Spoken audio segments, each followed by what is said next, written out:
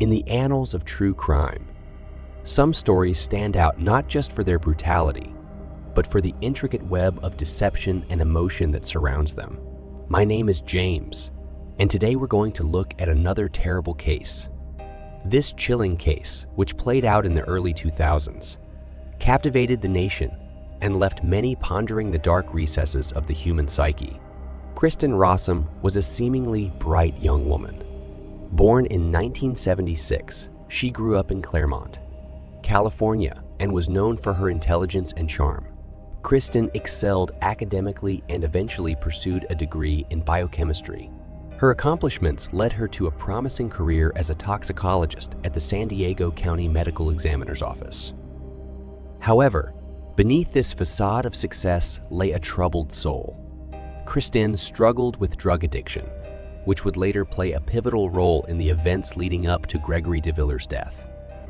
Gregory de Villers, born in 1967, was an accomplished man in his own right. A successful businessman, he was known for his kindness and generosity. Friends and family described him as loving and devoted, particularly to his wife, Kristin. The couple met in the late 1990s and quickly fell in love.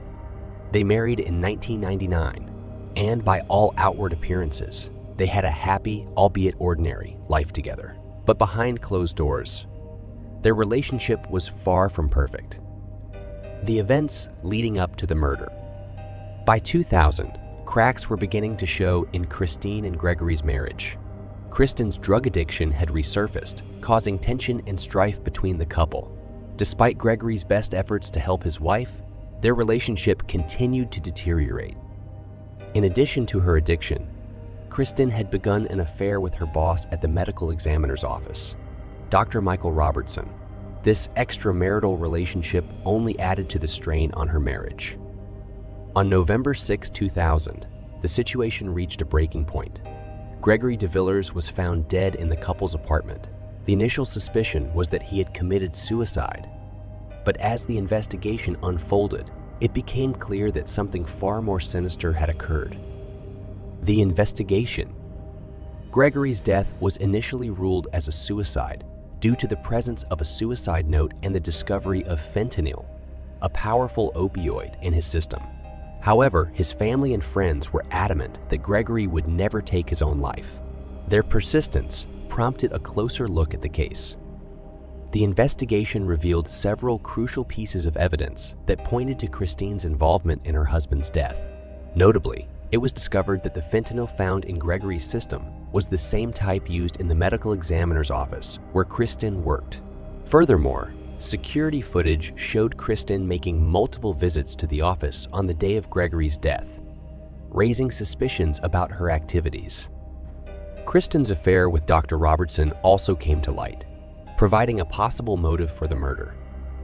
It was theorized that she had killed Gregory to be with her lover and to prevent her husband from exposing her drug addiction and infidelity. In June 2001, Kristin Rossum was arrested and charged with the first-degree murder of Gregory de Villers. The trial, which began in early 2002, garnered significant media attention. Prosecutors argued that Kristin had used her knowledge of toxicology and access to fentanyl to poison her husband. They presented evidence of her affair and drug addiction as motives for the crime. The defense, on the other hand, maintained that Gregory had indeed committed suicide, driven by his despair over Kristin's infidelity and addiction. After a dramatic trial that lasted several weeks, the jury found Kristin Rossum guilty of first-degree murder. She was sentenced to life in prison without the possibility of parole. The case of Kristin Rossum and Gregory de Villers remains a haunting reminder of how seemingly normal lives can be shattered by hidden darkness. It also serves as a cautionary tale about the destructive power of addiction and deception. Kristin Rossum continues to serve her sentence at the Central California Women's Facility in Chowchilla. The tragic story of her rise and fall, and the untimely death of Gregory de Villers, lingers in the collective memory of those who followed the case. Conclusion.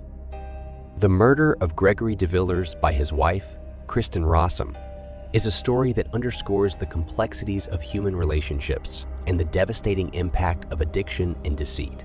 For those interested in true crime, this case serves as a poignant example of how quickly a life of promise can descend into tragedy.